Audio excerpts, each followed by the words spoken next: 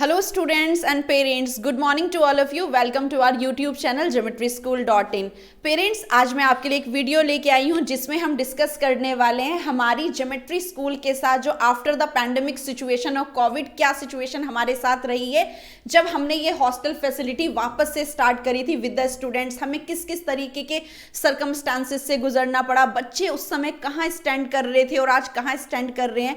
तो ये सारी इन्फॉर्मेशन मैं आज आपके साथ शेयर करने जा रही हूँ क्योंकि पेरेंट्स इंक्वायरी हमारे पास आ रही है फॉर द नेक्स्ट सेशन। 1 जनवरी से हम नया सेशन स्टार्ट करने वाले हैं। तो पेरेंट्स को डाउट्स भी हैं कि यहाँ से बच्चे को निकाल के ज्योमेट्री स्कूल के साथ भेजा जाए तो क्या रिजल्ट मिलेगा या नहीं। तो इसलिए मैं आपको बताना चाहूंगी कि जो कंप्लीट हमने 1 मई से स्टार्ट किया था, आज बच्चे उस दिन कहाँ थे और आज वो कहाँ स्टैंड कर रहे हैं, क्या हमारी स्ट्रैटेजी है जो हम फॉलो कर रहे हैं। जैसे आप देख रहे हैं मेरे साथ हैं सुबोध सर जो हमारी मैथ्स की क्लासेस लेते हैं, रीजनिंग की क्लासेस लेते हैं। मुझे आप जानते हैं मैं कराती हूँ जीएस एंड जीके। तो इस कंप्लीट जर्नी में सुबोध सर ने और मैंने किस तरीके से हम चीज़ों को लेके चले हम आज आपके साथ डिस्कस करने वाले हैं। तो सर जब 1 मई को पेरेंट्स आपके पास आए, अपने बच्चे को एक पैंडेमिक सिचुएशन के पास छोड़ा कि अब क्या होने वाला है, तो उस समय बच्चा कहाँ था और हमारा धीरे धीरे हमने सिलेबस को लेके चले। तो आपने आज क्या चेंजेस देखे हैं इसमें, आप बताएं प्लीज़।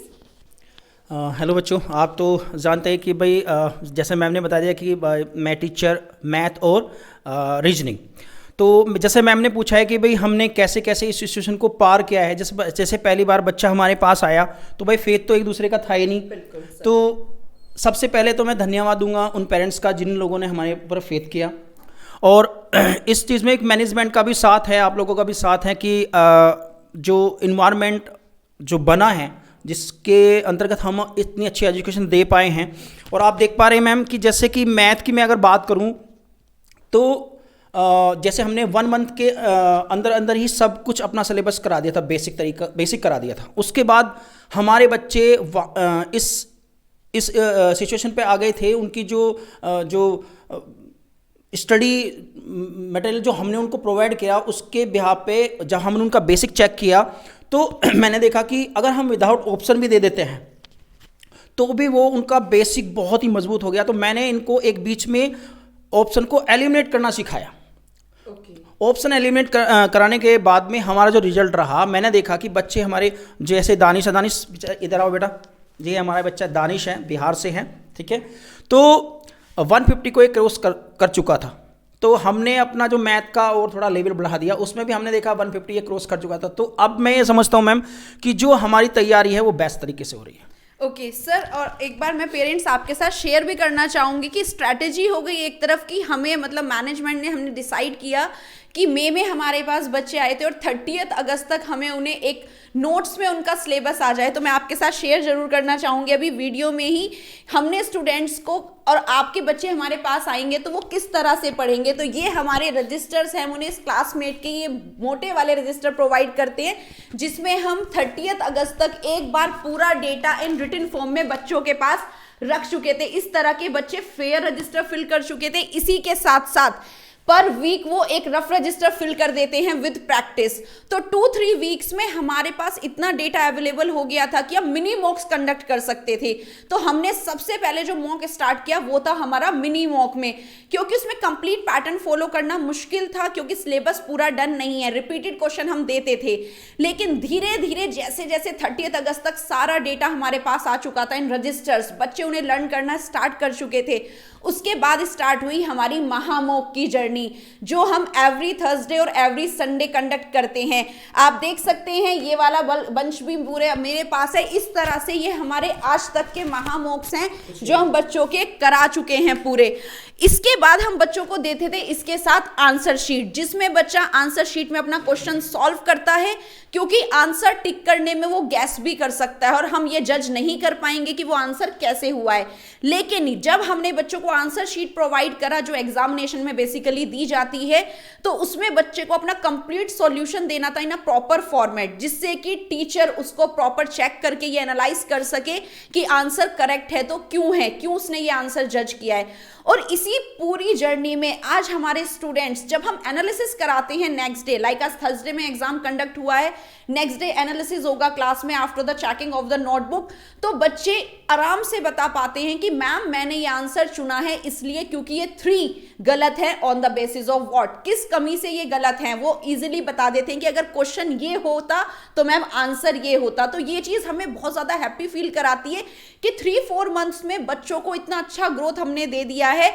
और अब जो हमारी प्रैक्टिस चल रही है वो चल रही है OMR शीट्स पर, क्योंकि करेक्ट आंसर टिक करना वो यहां तक चल जाएगा, लेकिन जब बच्चे RMS और सैनिक में बैठेंगे तो वहां उन्हें प्रॉपर OMR शीट को फिल करना आना चाहिए। तो पिछले 3 वीक से जितने भी हमारे महामोक्स हुए हैं हम उन्हें लेते हैं OMR शीट पर, जिससे बच्चा सर्कल सही फिल कर दे, वरना टिक किया उसने 1 आंसर को, सर्कल फिल कर दिया C नंबर का, इनकरेक्ट हो गया, तो जो बच्चा इतने मन से मेहनत कर रहा था वो सब 0 हो जाएगी।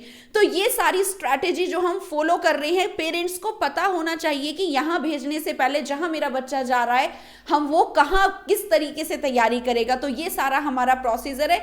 ये तो सर हुआ हमारी तरफ से। हम दानिश से पूछना चाहेंगे क्या जो हम सोचते हैं क्या ऐसे ही दानिश मैं सोचता है? एक बात ये कहना चाहूँगा कि जो OMR शीट का वो खेल बहुत बड़ा है। Yes. देखिए, अगर आप पूरी साल मेहनत करते हैं, OMR शीट पे आप गोले गलत भर के आ जाते हैं तो सारा खेल खत्म। बिल्कुल, ये बहुत ज़रूरी है।